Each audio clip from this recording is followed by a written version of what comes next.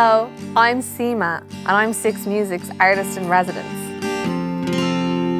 Today I'm at the historic and gorgeous Maida Vale Studios where I'll be breaking down some tracks from my new album as well as one of my first songs ever. I'm joined by my long-suffering friend and producer Oli Deakin, aka Low Pines, and together we want to give you an insight into the songwriting and making process. I can't go far without hitting the sea. This is Six Music Artist in Residence, AAA with CMAT. I wanna be a cowboy, baby. I wanna be a cowboy, baby. Spin round on the playground. Hi, Oli Deakin. Hello. We meet again. We meet again after all these years. I think the first song that we should look at is Running Planning because it's been out the longest and I actually think it's one of the oldest songs on this record. Like I think it has the oldest genesis. I keep on running, planning, oh yeah. I keep on running, planning, oh yeah. I keep on running, planning. I have a voice note of me coming up with the chorus that is dated to the 28th of September 2022. I'm not sure I've even had this. No, I don't think you have heard Let's this. see. I think I just showed it to you in its Yeah. full formation.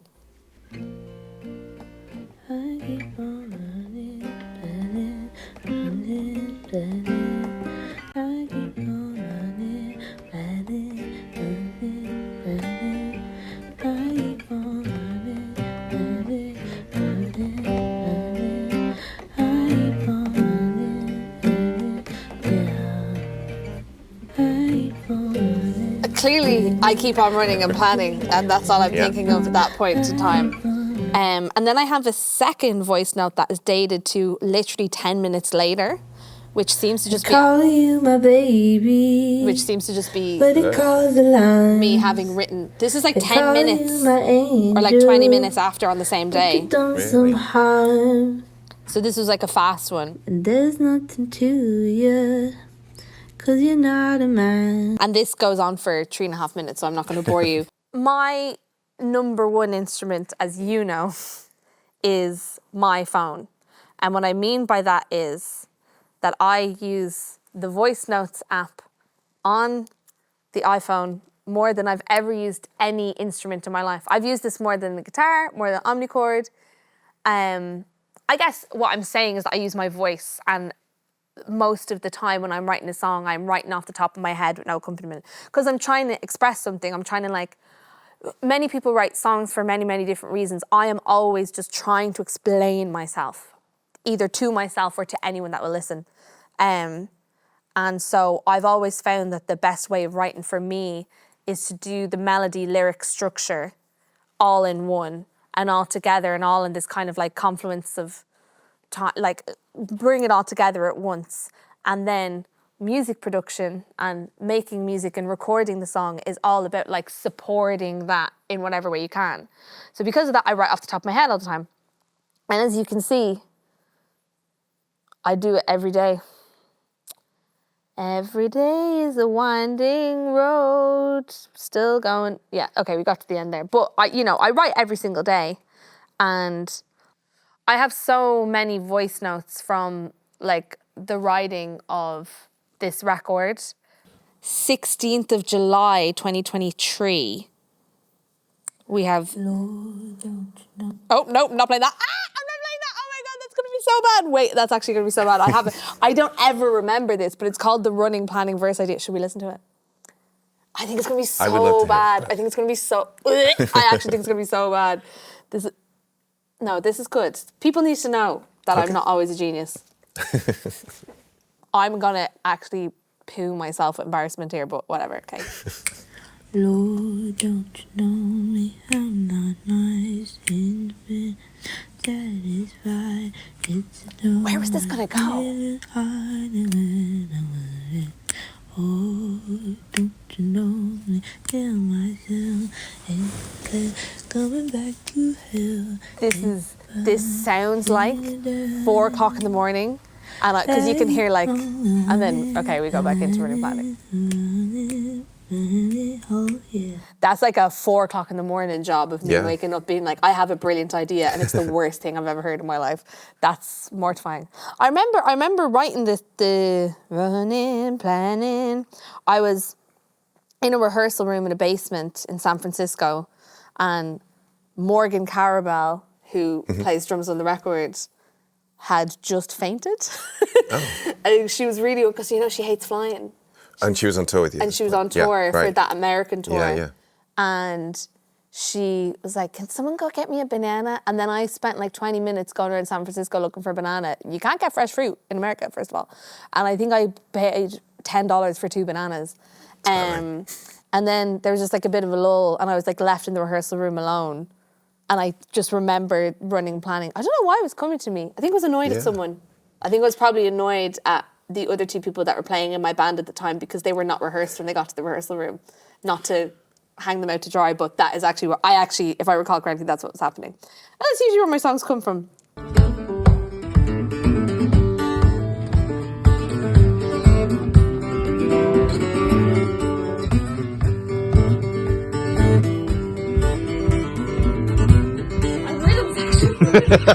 She's got so much rhythm. The drums were first. The drums were first. Because we looped them and blew them out because I was like, it should be a loop. It should be like Well, the whole hip-hop's. song is a loop, isn't it? It's talking about loops, but it is also about that whole thing of just constantly going back on yourself. So Can I hear the drums? this is the first loop we did that ended up being in the track. Wow. And it was only ever supposed to be a sketch for us to jam to.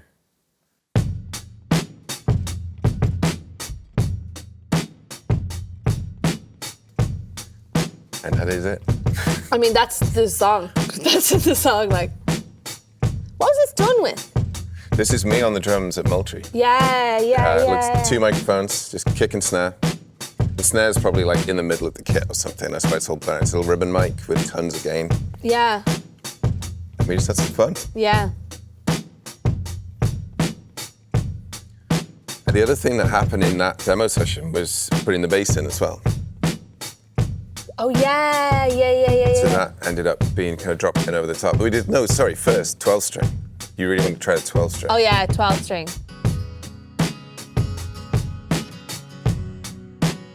Because I was like... Listening to a lot of Pentangle. Pentangle. I was like, we need a song that sounds like Pentangle, man. We need to do Pentangle type thing.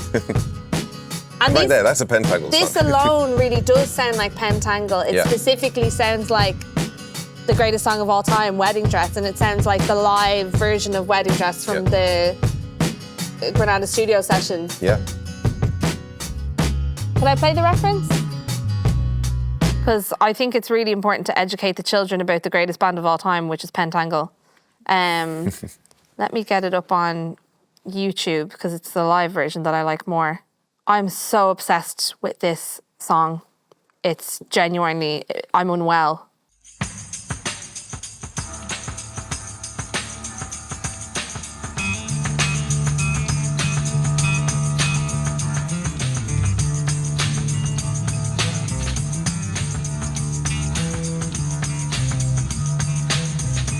It's the double bass.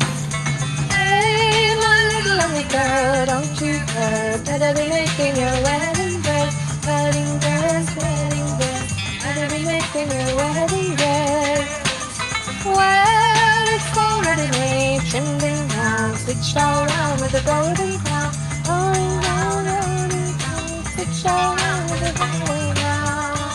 So good. My guy. Bowing away. Bowing away, bowing away. Like We must have watched this tomorrow. video like 100 times during making the record. I think it was I just should. on all the time. I'm a bit of an iPad baby, but it's Pentangle. Like, I'm like, you know the way iPad babies watch those dancing carrots? Yeah. I'm like that, but it's Pentangle. And it's any live session of Pentangle specifically. Captured live 1972. I know. Doesn't get any better. But I really wanted a song. I really wanted the record to kind of not sound like that, but to take inspo from like the thickness of the drum, how groovy it is with all those kind of organic elements. Because I was listening to loads of like John Lennon as well at the time. I was listening to loads of like specifically Little Simz, I was having a bit of a moment with at this current moment in time, and I loved how much space there is in all that type of music, and how even if it's like angular and like groovy and like boppy, you can still make it sound very, very like warm and gorgeous if you use all those organic elements. I just love it, and I really wanted it on this one because I feel like previously when we've worked together, we've done like almost a dream poppy, like dreamscapey, like layer, and like having absolutely no gaps. And we still kind of get there on this one.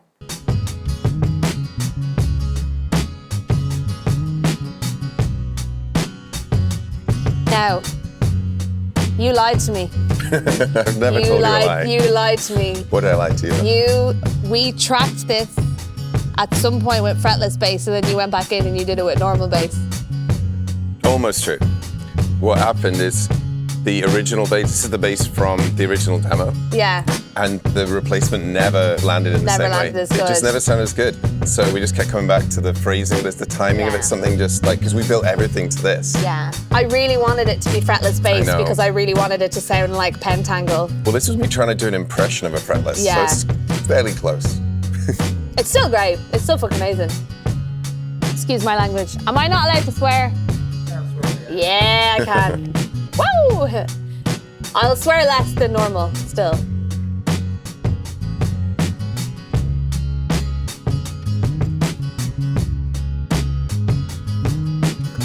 This whole session would just be a couple of hours of us just listening to this. I could listen to this over and over and over again.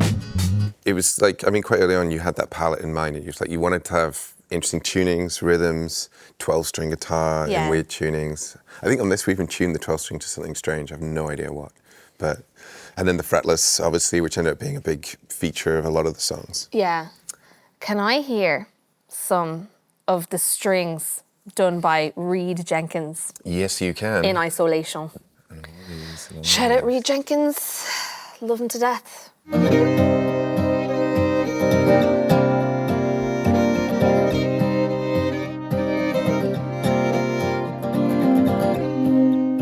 Crazy guy. Yeah, he really just understood. We really loved each other. Ollie had to keep being like, you two stop talking. We're like, gay people. You're like, okay, Reed, can I get you in the other room? As far away from Kira as possible. I was like, yeah, well, whatever. Mute the drums. Yeah, just mute everything but strings if we can.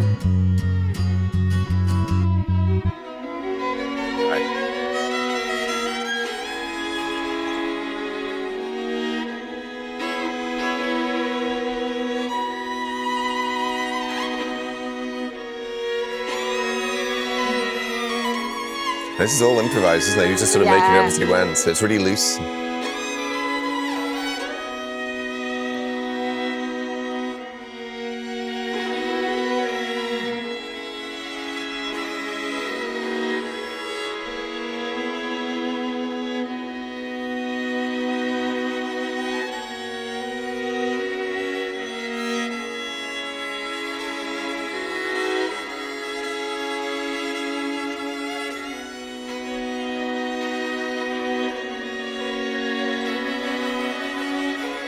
I want to get to the end.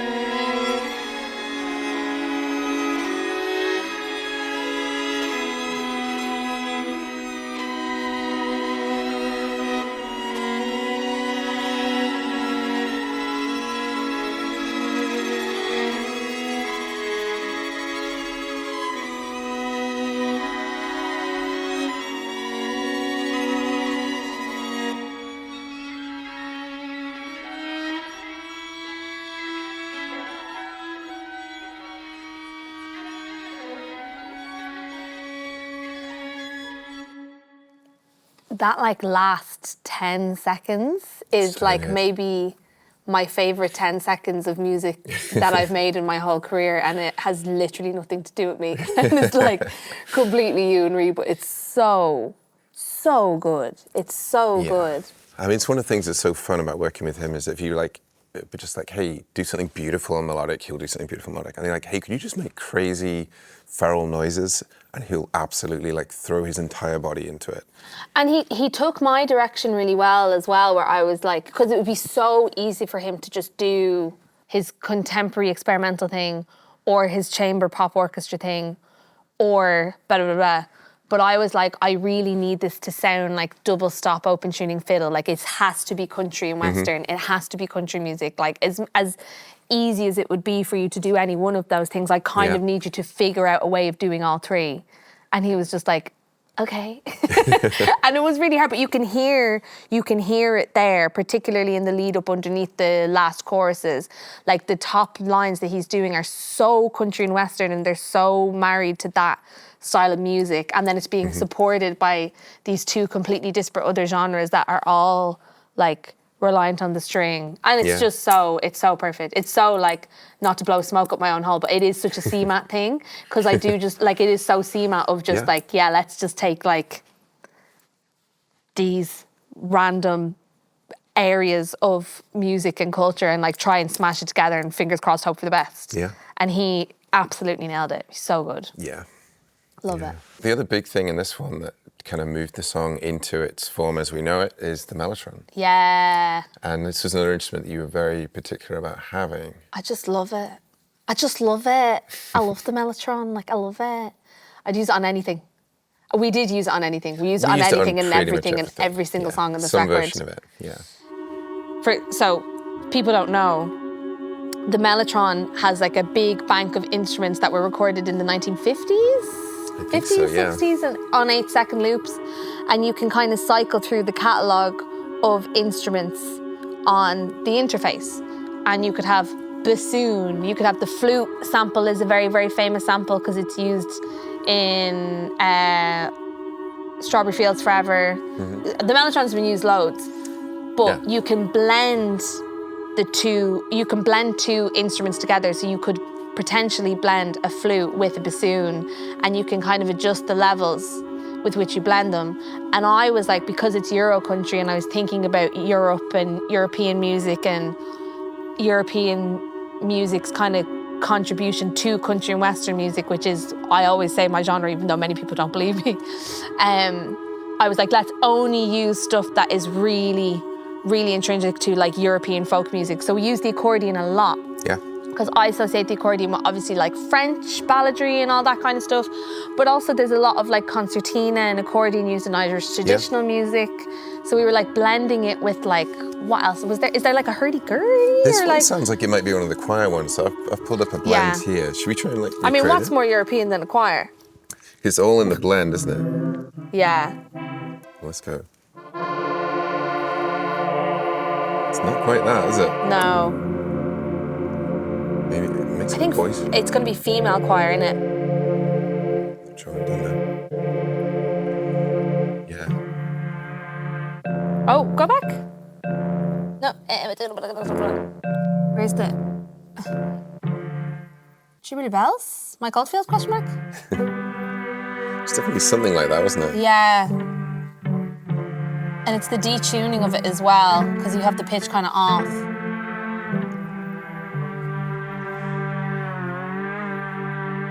Yeah. Yeah. There's definitely something It's definitely there, accordion plus. Yeah. I had loads of pictures on my phone for every day that we were recording where I would take a picture of the blend that we were using. Yeah, same rather actually. than saving now I it. think about it, we've got it there somewhere. I wonder if I just like search in my pictures mellotron if it comes up.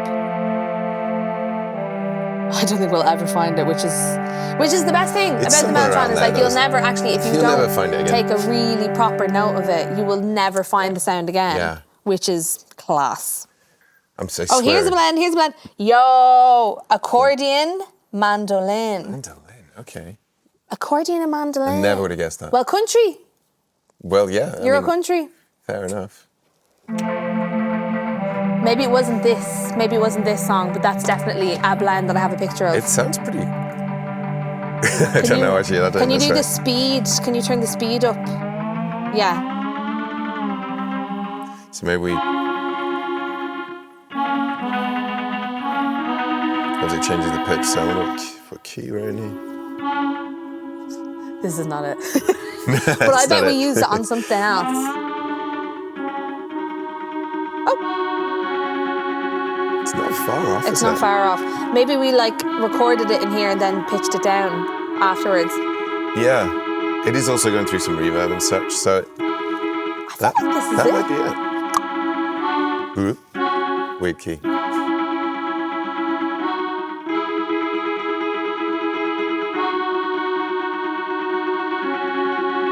Sounds about right. Yeah, it does sound about right. Close enough. Love it. So French accordion and mandolin.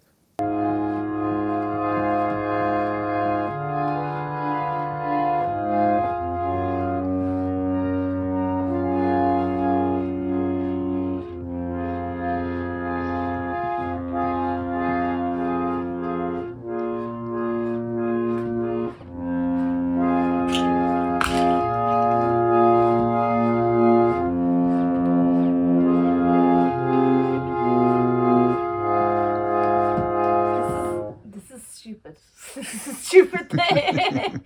So the 12 goes on second, right? Can I hear the 12 in isolation? Yeah. Oh, sorry, it's a little now.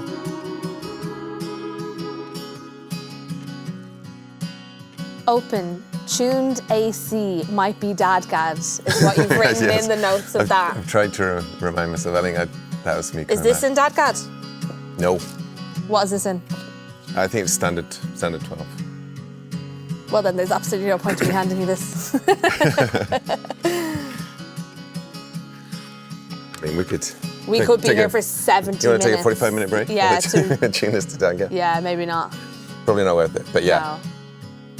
What it is literally a regular acoustic guitar, and each of the strings is in pairs, and the pairs are all octave up.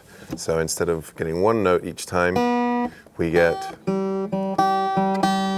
a whole octave of it. Mm-hmm. And the effect is going to be gloriously out of tune, I think. Okay, we're close enough. But... Ooh, it's horrible. Give me a second. All right, close enough. So the effect is nice and sparkly and...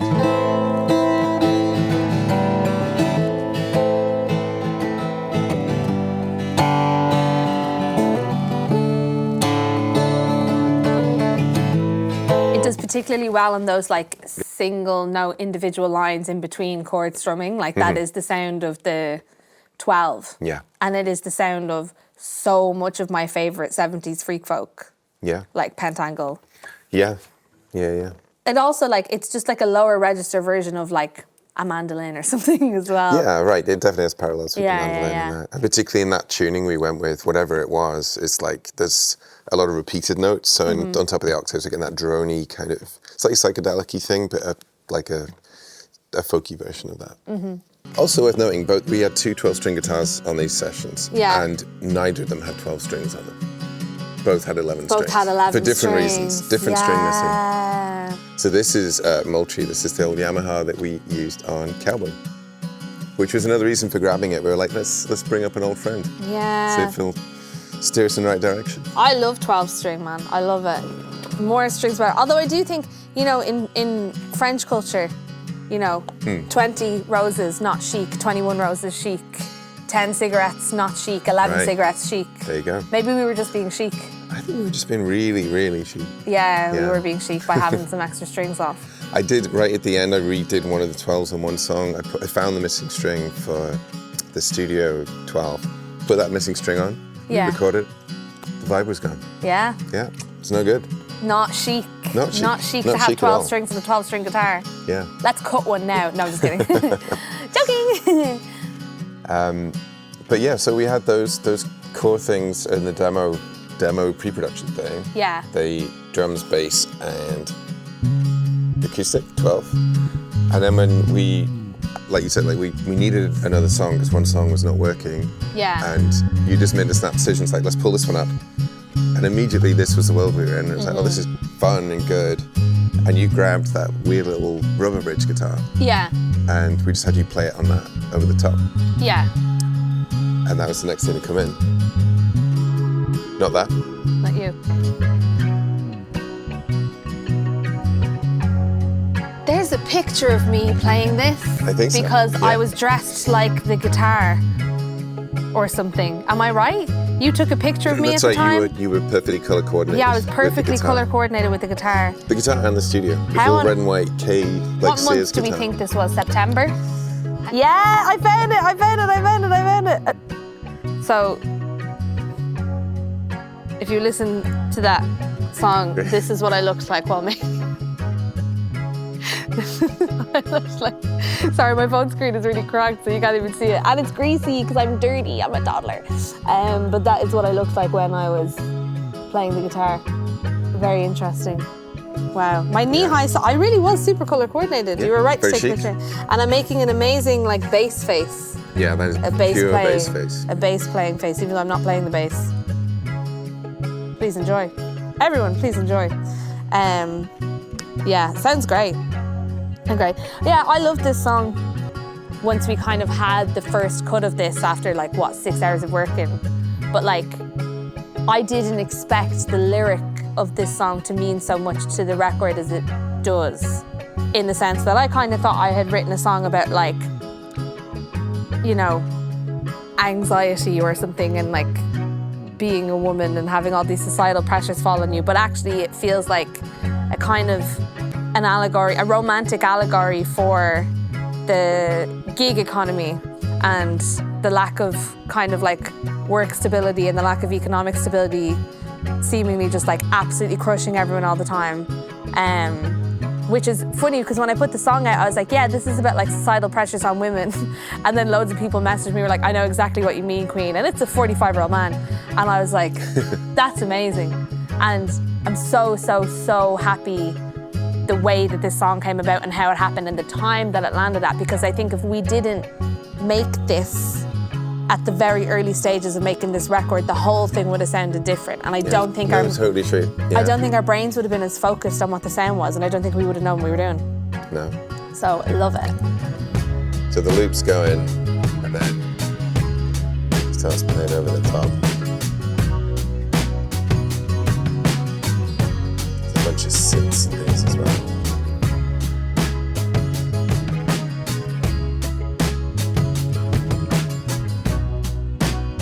Yeah.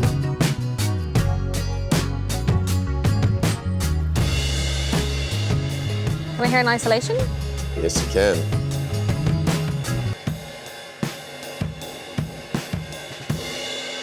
What mic is this? It's a mix. It's like a blend of most of the mics, but I took all the kick out of it because we were using the loop for the low end.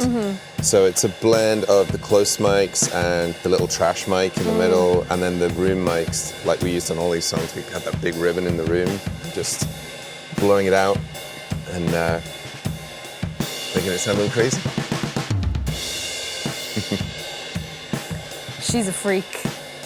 She's so good at playing the drums. It really is.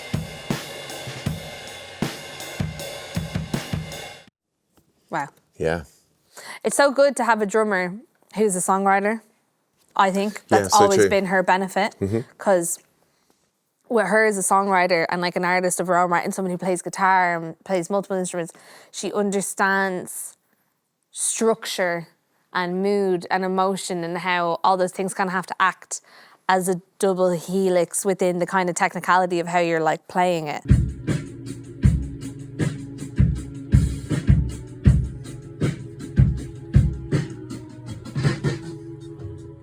And she's always just been able to hear one of my songs once or twice and know exactly how the dynamic is supposed to shift as it goes on, because she understands songwriting.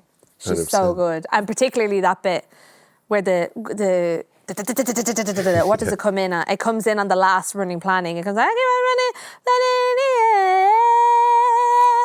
keep on running, because it's what I'm doing in the structure of the song. It's the last time you hear it, but instead of it petering out, it goes up and then it's a hard cut. She just nailed it.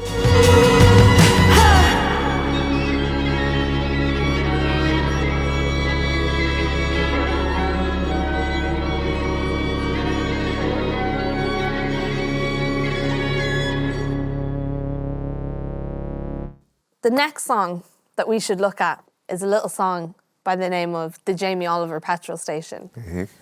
This is really interesting in terms of songwriting for me, in terms of how it came about. I landed in New York and I was like, right, guess I have to make another album. Here's all of the songs that I have in the keg. Here's like every bit and piece of music that I have lying around. And I showed you all of the fully formed, fully written songs that I had worked so hard on and spent so much time and effort and energy on. And then you were like, do you have anything else? Quote unquote. They're not all very good. And I was like, I have this little bit of something that's quite funny. I think you had actually seen it written down. I think you had seen... You had a long list and I was like, I think you invited me to pick something from that list and be like, do you want to hear any of these? And I was like, yes, definitely. Because was it on the message board? I think it was. Yeah. Whenever... It was on the big board. Whenever I make an album, I'll be like, let's go to the stationery shop and get like a big message board as if we're in primary school, like a cork pin board. I write the name of the album on top and I go A list, B list, C list. And I'll use Post-its and like, first album I had little rubber duckies. I had little rubber ducky pins. But this one, it was like little love heart Post-its that were all multicoloured. And I'll write the name of a song. And if it's in the A list, then I'm bringing it into the studio. If it's in the B list, then it's finished being written, but I don't know what to do with it. And if it's in the C list, it's like a fragment of something that I think is good. And one of the Post-its said, the Jamie Oliver Petrol Station. And you, being a human being with a curious mind, was like, what is that one? Look at this. So in the A list, we have Ready, Euro Country, When a Good Man Cries and Running Planning. B, Iceberg, Fiddle Feudal People didn't make it on. Carnation Street, Nepotism Baby didn't make it on. Blanchardstown didn't make it on. Janis Joplining ended up. Leaving Cert Holiday didn't make it on. Kane Dingle Forever didn't make it on.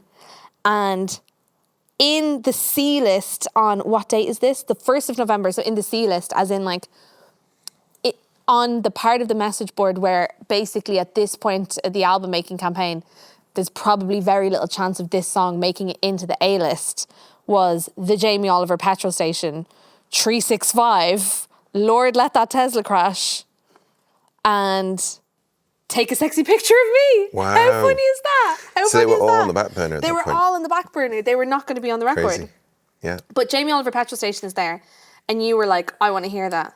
And at that time, I think all I would have had would have been the first verse and the chorus. Am I allowed to swear? Yeah. Okay. So the bit where I go, okay, don't be a bitch. The man's got kids and they wouldn't like this. I'm saying, okay, don't be a bitch. The man's got kids and they wouldn't like this. What's interesting is I'm singing that now in the way that it originally would have rhythmically landed in my head. Okay, don't be a bitch. The man's got kids and they wouldn't like this. Like a kind of like, much more like break beaty kind of groovier version of what we ended up going for. Yeah. And I showed you that and you were like, finish it. The genesis for Jamie Oliver and the bits that I had about Jamie Oliver were vaguely stream of consciousness and was me doing a kind of meditation on hatred and irrational hatred and fear and why it doesn't, and like basically me asking myself, why do I hate Jamie Oliver so much? I don't actually hate Jamie Oliver, but he just annoyed me so much from touring around the UK and having no food options other than the Jamie Oliver deli that was in all the petrol stations that we were travelling around. So I was like, oh, I hate this guy. The sausage rolls are horrible. I have a 39-second clip from the 20th of May, 2023. Wow. Which is crazy, of the Jamie Oliver Petrol Station. I, again, have no idea what this sounds like. This could be the worst thing ever. This could be a 4 a.m. joint. That is water, so that's great. And let's hope it's not piss, Kira. Sorry. I don't think it is. I'll probably be in like... It's not as bad as it sounds, but it ain't good, baby.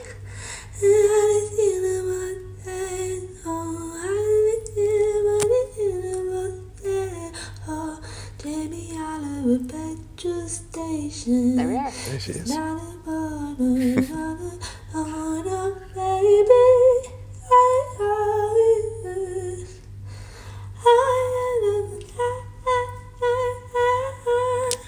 That's really weird. Yeah. That Totally different idea, isn't it? So that means that when I played the verses and the chorus to you that time, that was the only record I had of it up to that point. So other than that, it was just in my head. And the next voice message I have, or the next voice message I have on my phone from the Jamie Oliver Petrol Station is the 8th of November 2024. It's 8 minutes long, and I believe it's when me, you, and Morgan Carabelle were just playing it through for the first time in the room. Will be. I think I forgot something similar. When I opened up my phone. Oh man. Okay. Well. What was the news that day? I just realised I can't record on my laptop because the lyrics are on it, and I need them because there's so many of them. Okay, will you hand me my laptop? Genius. And I'll just put it What here. was the news that day? Someone had died. I was trying to be slick. November? Who died on the 8th of November 2024? I'm going to Google that. While we're all listening to the scraping sounds of the studio, which I'm sure is absolutely riveting. Fear is the freedom of being released again. I feel 17 again. I have to get that all good. So what I would say to you is that in the gaps, you kind of need to take over the riff, the bow now now now now now now now now, and particularly when I go to it's the fear in not getting the dole and the joy, then chopping it up with the cottage trying, you gotta. Could have been Quincy. And what's nice is like, because I like the idea of having Reed in this palette with his fiddliness, that the two of you can take over from each other and swap in and out. That'd be really fun. And like, you can swap jobs the whole song. Like, I don't imagine there's that much instrumentation in this, really. No, it doesn't need much. No. I think literally like a one-note bass would be cool, and then basically this plus Reed. Yeah. Would be really fun. Just telling you what to do. Yeah. And maybe some... I was at the Jamie Oliver Petrol Station. I needed to leave a girl I hated. The mansion do you think I should play like that to begin with? Like it's a nice guitar song. Yeah, maybe that's fun. And we sort of and then sync up the krautrock. Yeah, and then go. But starting like this is nice. This is the first time we've ever played this. And gradually it'll kind of get heavier into krauty. Like we didn't rehearse this or anything. The krautness. No. That's mad. It didn't really exist as a thing. Okay, so 1, 2, 3. I was at the Jamie Oliver Petrol Station. I needed deli, but God, I hate him. That man should not have his face on posters. I feel so angry inside it most hard. But then I think of the New York skyline, the West Cork of the Yankee Island. I mean, I didn't know this existed. I haven't listened to this before. That is me telling you and Morgan what I think might be a good idea for the song before any of us have ever played it through for the first time. And almost everything I said ends up happening. Yeah. Almost every single thing that I said. Yeah. With the exceptions of vocals, because I'm like, a vocal thing. There never ends up being a vocal thing. No. This is like my, as well as running planning, is like my least stacked vocal ever. Yeah. Because there's a BV only comes in at the, it's the fear in not getting the dole and the joy, then chopping it up. That's mad. Yeah. Should we pull up just the core live take first? So drums and there it is, live guitar. I was at the Jamie Oliver Petrol Station. I needed deli, but God, I hate him. That man should not have his face on posters. I feel so angry inside at most home. But then I think of the New York skyline. Also, we put in some bass and things. The drum is so dry. Yeah, it's just crunchy in the room. And there's not even any reverb or anything particularly, it's just like in the room. Yeah. With some little acoustics and things in there just to fill it out.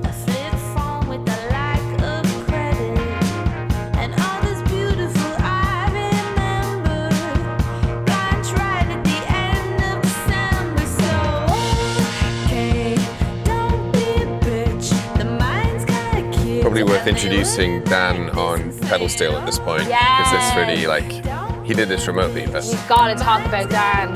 Let's hear him. Where is he? Oh, he's in there. Yeah, give me a full whack of pedal steel. Yeah. Let me try to explain myself. When does pedal come in and take over the... I just hear pedal on its own, actually. Yeah. Probably the best thing. And then he comes...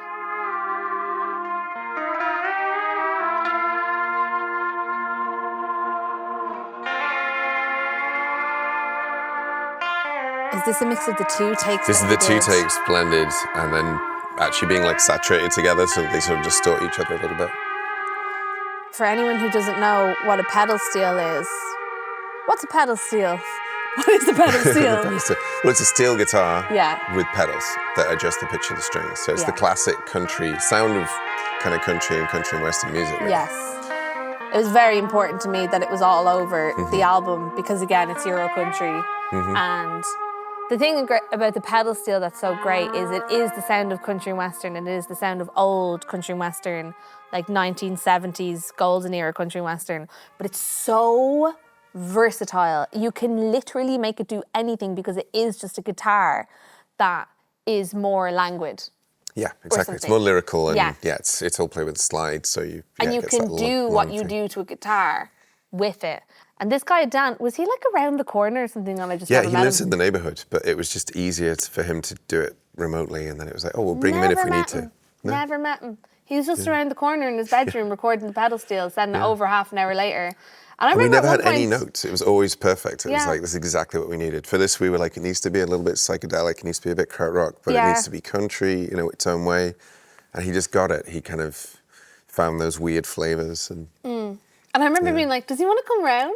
Does he want to come round busy for a now. beer? Cup of tea, question mark? And he was like, Yeah. nope. I was like, cheers, man. One of my favorite things that happens on the entire record and my entire career in music is after we come crashing back down from the coda at the end, I go, I was at the Jamie Oliver Petrol Station. I needed deli, but God, when he hits that Yeah, line, yeah. it sends me crazy. And Daniel Villadosula, who's my live pedal steel player, I was on him like a hawk to make sure that he did it every single rehearsal take, because he does it, pedal steel, it's difficult to play consistently the same again and again and again because it Yeah. is so, it's an ephemeral instrument. It's like you're never going to get the same thing twice. But I was literally like staring at him like a crazy person. I was like, Daniel, are you going to do that? Are you going to do that every time? Yeah. And he's like, yes, ma'am. So he's been doing it every time. But I want to hear it all on right, its let's own. pull it. This is the drop. Jamie Oliver Petrol Station. There it is.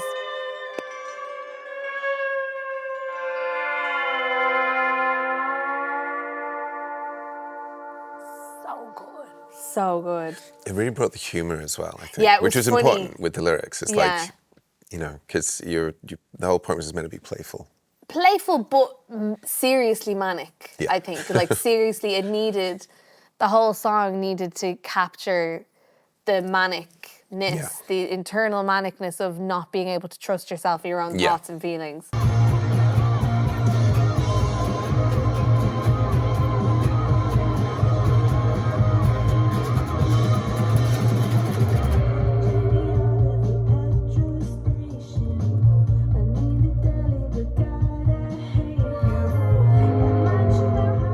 Should we pull up some Reed? Because it did get quite unhinged in places. Let's hear some Reed.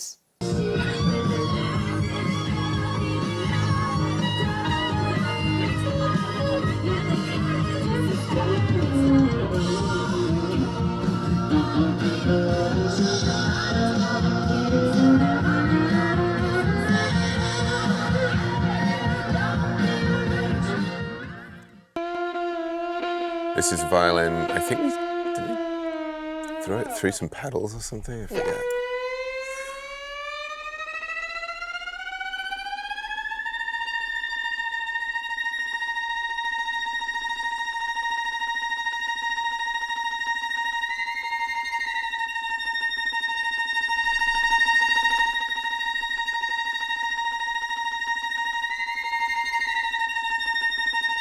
I think he just holds that for a very long time.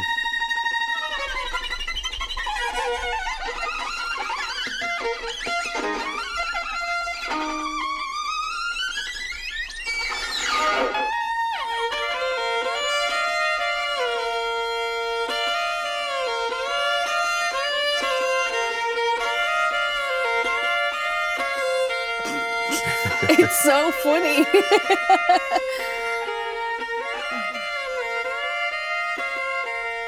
It goes from the sound of me having a panic attack to just me at the hoedown. Yep. Just at the hoedown. So good. Doing my queer line dancing nights once every 2 weeks when I was in Brooklyn. Which I think really shaped the record. You Did actually kind of shape the record a little bit. Really. Yeah.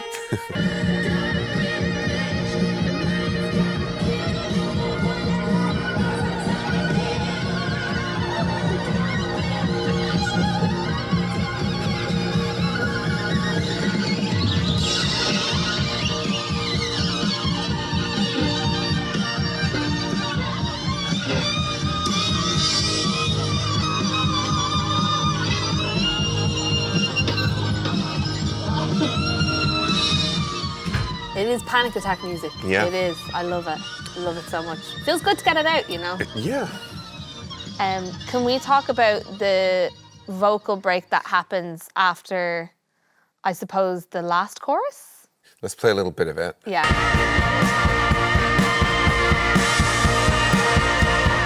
It goes back a bit further. Sorry, yeah. Yeah.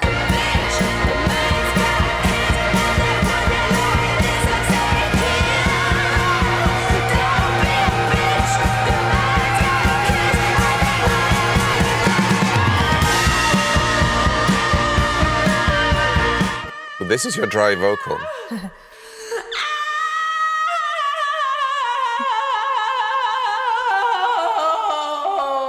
Can we actually go back to the start of this section and hear this dry vocal? I just want to hear it from Red.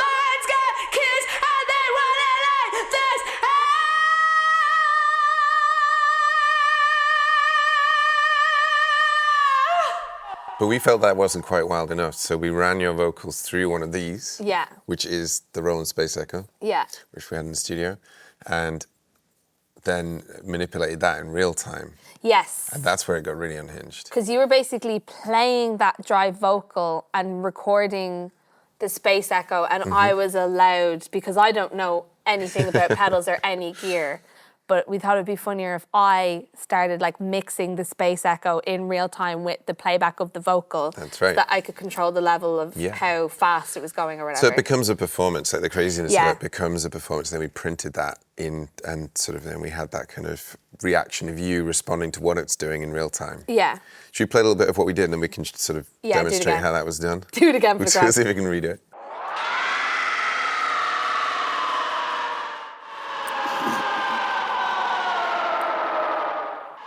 I feel like this should be in like one of those sleep apps or something, you know. Just put this on at night. just to help Nightmare you. app, more like. I have friends in the contemporary art world that would actually just listen to music like this, Yeah. which is funny. It's giving the Tate. Do you know what I mean? You walk into a random room and the Tate just kind of sounds like this. Let's do it again. Let's have a go. All right. So- So we've got a mic. You can just pop it on. It's got a little switch on the side there. So isn't the exact Hello. same setting? Hello? Hello? Can we make it a little bit louder? Can I have a bit more myself? I know I don't want to feed back into the mic. I can stand over here. Wow, it's giving me circa 2016 in any of the squat raves of Dublin reading bad poetry. Oh, yeah. So imagine this is like a track that already exists. And then, so I'm So imagine I'm singing, but it's the recording of my singing, and then what Ollie's doing is what I was doing in the studio. okay, don't be a bitch. The mind's got kids and they wouldn't like this. I'm saying, Kira, don't be a bitch. The mind's got kids and they wouldn't like this.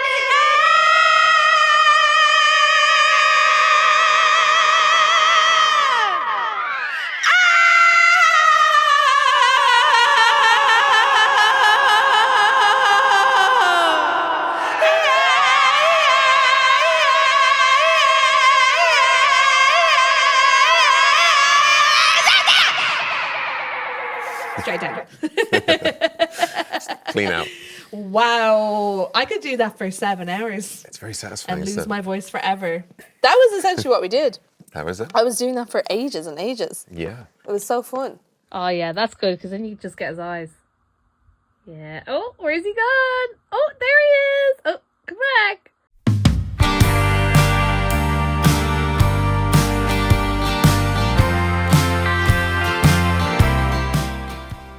I actually think I feel very emotional about this. I actually think this might actually make me cry. I can't go far without hitting the sea. I won't last long without a shot that I need Red Bull from to get. This It's not going to make me cry. I haven't cried in years. I'm dead inside. But if I could cry like a normal human person, I would absolutely be crying right now. I didn't cry when someone I grew up with died, but I break down every time I'm on the scale. I've got 2019. Okay. Cowboy. Oh God. The BBC. Oh, Oh I already God. picked it. Okay, so we're gonna look at "I Want to Be a Cowboy Baby," which is a song that is the reason that CMAT exists, I feel. This was the first song I wrote after a period of 2 to 3 years where I couldn't write a good song because I was trying to make hyperpop because I was on too many drugs and I thought that would be cool, but actually I can't make that kind of music because I love to sing. And I love to express my deep innermost feelings and emotions, and it doesn't really lend itself to dance music as much, I would say.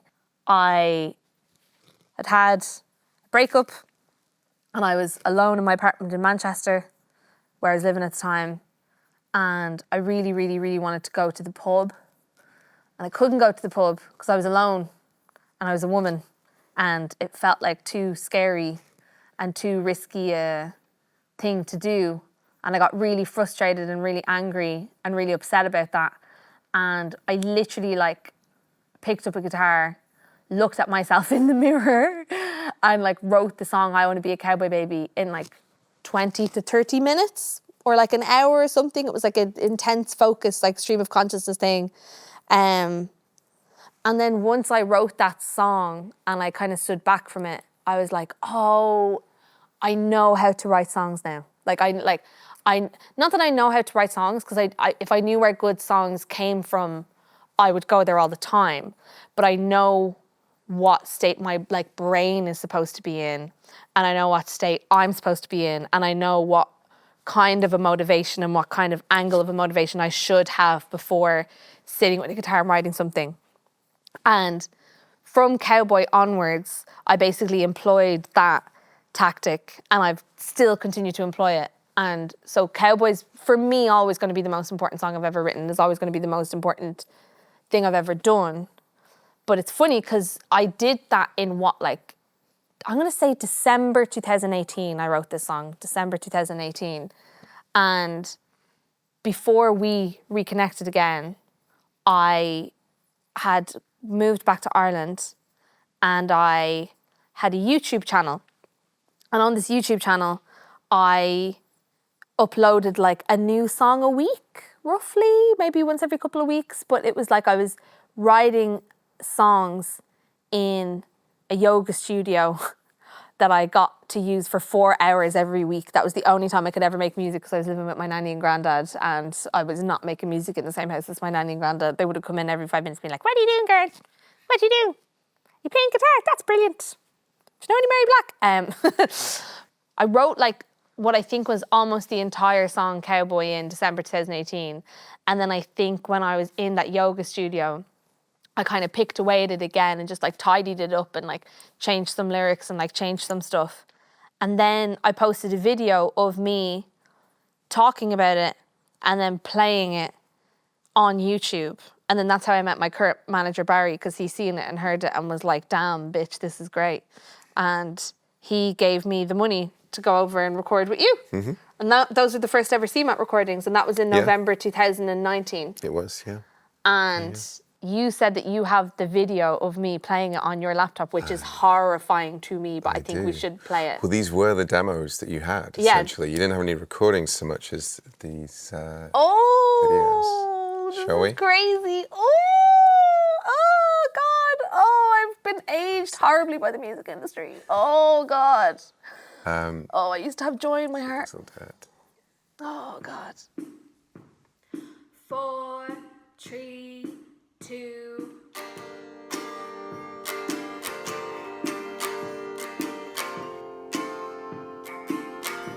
Look at all the yoga blocks and yoga mats. Yeah.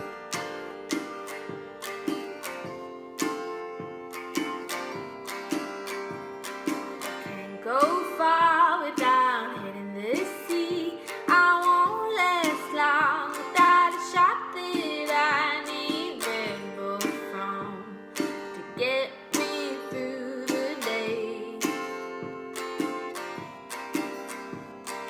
And I feel bad 'cause I didn't cry when someone I grew up with died, but I break down every time I'm on the scales.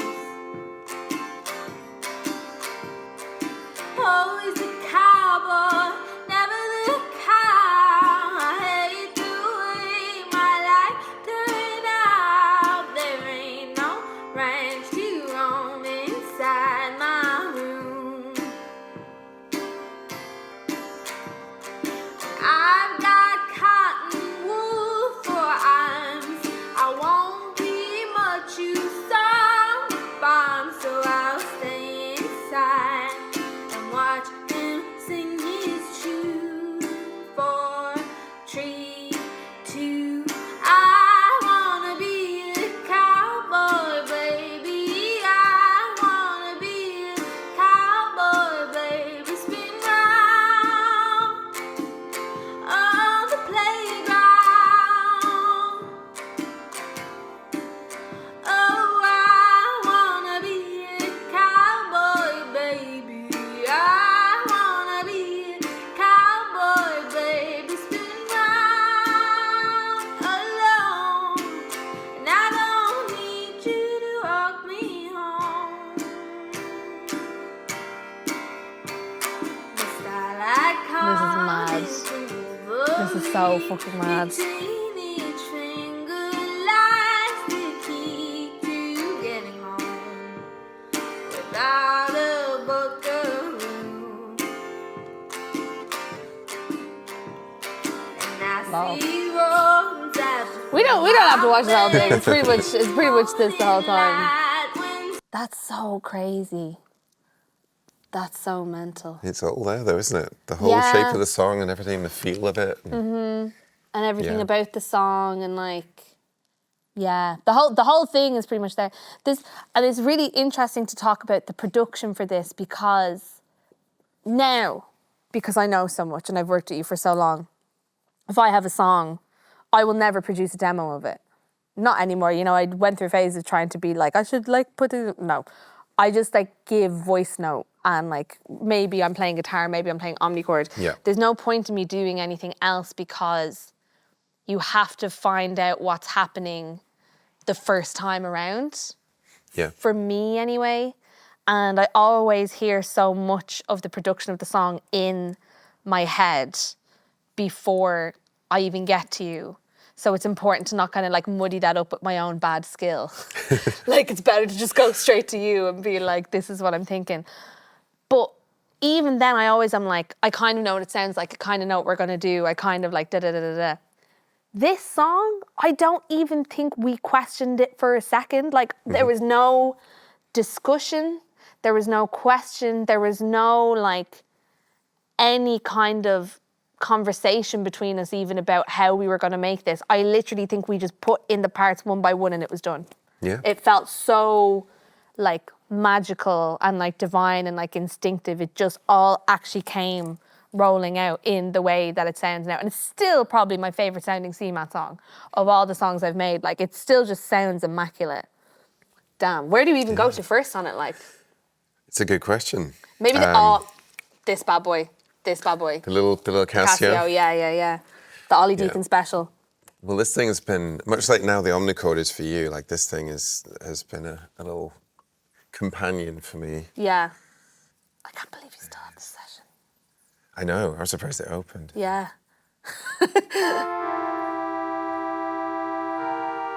So that's the flavour of it just in the background. And that is this little guy, I think on strings.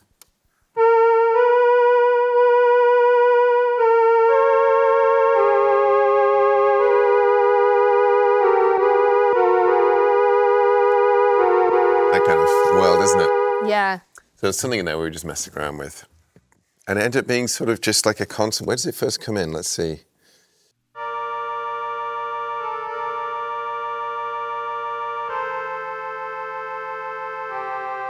Yeah, that's the sound.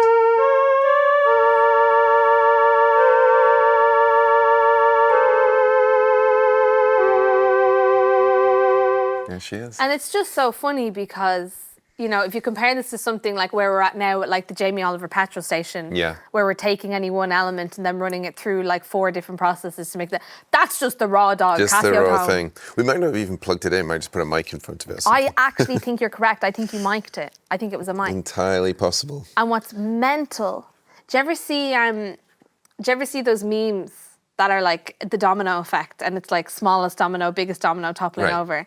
It's like small domino, the invention of the Casio MT200, big domino, CMAT selling out the 3 Arena. Do you know what I mean? It makes no sense. Like, it makes absolutely no sense. It's not what they had in mind when they made this, for sure. And I genuinely believe that the song and the track wouldn't have done as well in Ireland as it did, because Ireland basically gave me my career. This song dropped in like October 2020, and not everyone in Ireland obviously, but like the music fans of Ireland just all took to it like a duck to water and like completely got behind me and supported me from the minute that specific song dropped. The other 2 songs, the first 2 songs that we released, they were like, oh yeah, this is interesting.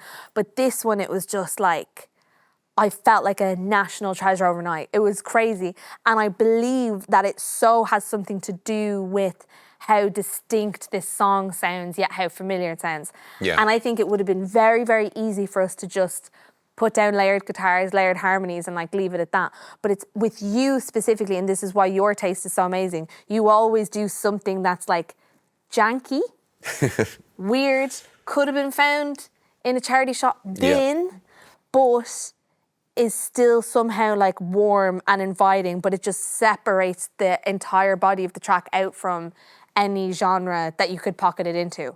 Yeah. It's so important, this thing, even though it's so crap. It's so crap. Like, what is it? Strings? That's supposed to be strings, yeah. What about clarinet? Nope. No. That's pretty good. Oboe? No. I don't know if we tried this in it, but what we might have well tried as well.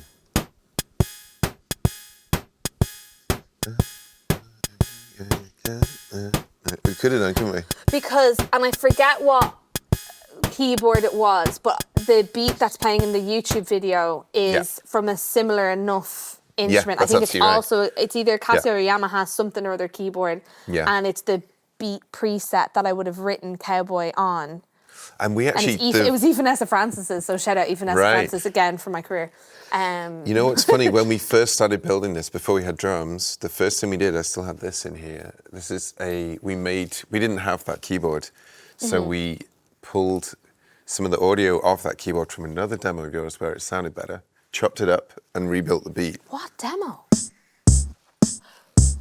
That's the YouTube. Yeah. That is the YouTube. Yeah, we grabbed the beats and then had to rebuild the thing. That's so funny. So the first version was actually built to that. Was just built to this. Lol. And I still got your original guide guitar.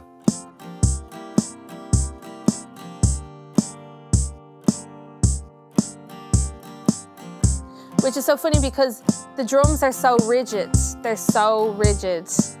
But the way that I am playing guitar there, and I don't know why I had that instinct, but it's so slow and it's so laid back, and actually recreating that type of swing and that level of really slow swing with a full band has been very difficult. It's like a very, very, very difficult thing. Poor Hannah Morgan, my touring drummer, has like a really it's really hard because there's like 7 of us on stage and we all are supposed to be doing the really slow and like syrupy version of rhythm that's actually really hard to recreate. That's another thing about the song that I think is so different, is how swingy it is. Yeah. And how slow it is, really.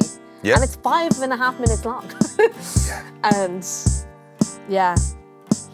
What else did we put in it? It's a very basic song. There's not a lot in it. There's nothing in this. A little bit of guitar. The thing that's probably the most exciting about this song is the vocals. Start off with the lead and then build in the stack one by one by one, because I just want to hear it, just literally for shits and giggles. Maybe go to the second chorus into the bridge, because then when the bridge hits, that's the biggest stack we have. Yeah. You ask me what I want to be. I answer you so truthfully. I wanna go to my first rodeo. What's that cracked up to be? Wanna stop relying on men who are bigger than me. Oh, I wanna be a cowboy, baby. It's so crazy to hear it. It's also like, it's really funny to hear myself singing. It's really funny to hear myself singing 6 years ago, because it does sound good, but like I've just learned so much more since then. Of course. Yeah. And it's crazy that we managed to do a good job when I literally didn't have a fucking clue. And I was like, I had not a clue. I didn't know anything. And we were just raw dogging it. But you did, in a way, because you'd done those videos so much. And I think because you'd not just recorded but filmed yourself, I think you knew, and this is true in whenever you're writing stuff, I think you know how to insinuate the ideas in your head using just your voice. And that's what makes it so, particularly with this one, so straightforward to kind of build, because it was all sort of implied in these little things you do, little bits of melody or little kind of moments. And this is the first thing that Morgan played on. This is the first thing that Morgan Carabell played on. Yeah. Wow. Yeah. And can I actually hear the drums in isolation, because they're so good. Well, also that first drop, yeah, it's so iconic, isn't it now? Yeah, hit me with the first drop. Is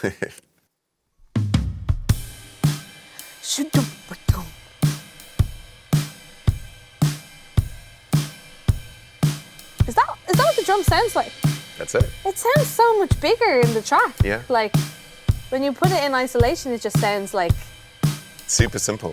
Almost weedy. Almost a little bit weedy. But it's beautiful. Oli Deakin on the bass. Serious bass. One of Kira's favourite sounds of all time. 12 string for the first time.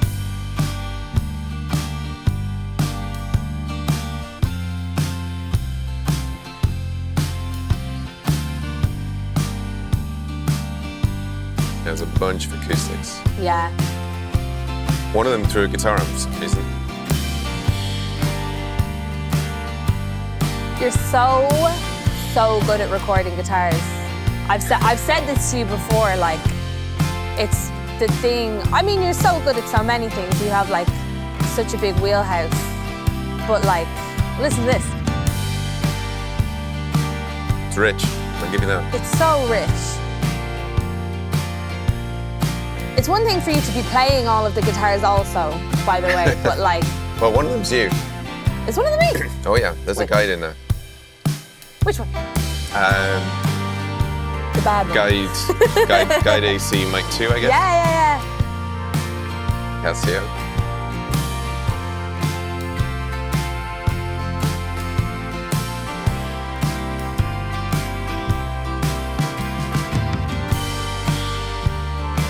Yeah, it felt important to have your guitar in the mix as one of the layers, because it's you with your guitar was the song, as far as I was concerned.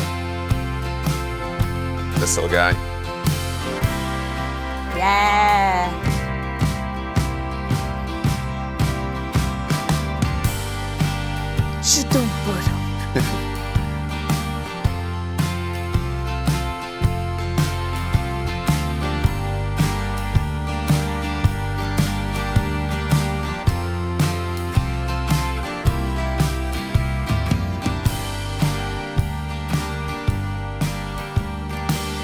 It's a very simple song, isn't it? Yeah. Yeah. There's kind of nothing in it. But it's so important. Sign of a good song.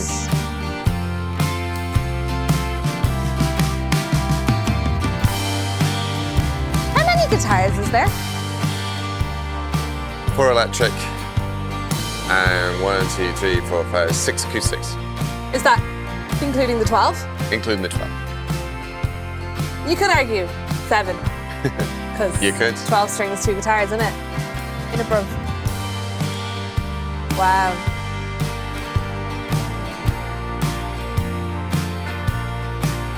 Proper country is. I love this song, man. I love this song so much. I can't even lie.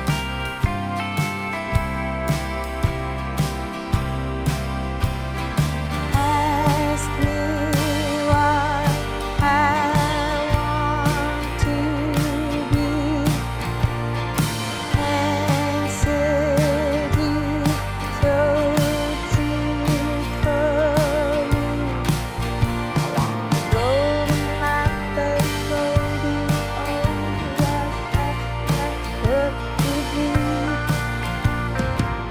That line there is crazy. It's crazy. Bill might not plug on. I think what's so sad about the ending of this song, because the song is a very, very, very sad song, but what makes the ending of the song sound so sad is like the re-emergence of the Casio, Yeah, just kind of true. poking back out through Yeah. because it feels like in the middle of the song you almost have this like defiant, you almost feel like the narrator is being like defiant about, sexism in the world or whatever. And that's like kind of embodied by the guitars. It's like you have this big stack of guitars and they're all like being defiant and being annoyed and being angry about something. And then when they kind of disappear and the Casio comes back up, it just is the sound of like deflation. It just is the sound of like being beaten down by the world as it exists and as it is not made for you. It's like, it is the sound of that, the Casio. It's the saddest sounding thing. Yeah. And it just... It's extremely melancholy instrument. It's an incredibly sad instrument. It just sounds so beautiful in this song. It's so good. Oh, damn. Really, thank you, song, for my career. And yours, question mark? Yeah, that's fair. I think that's fair. It's good that we have careers now, eh? I don't need you to walk me home.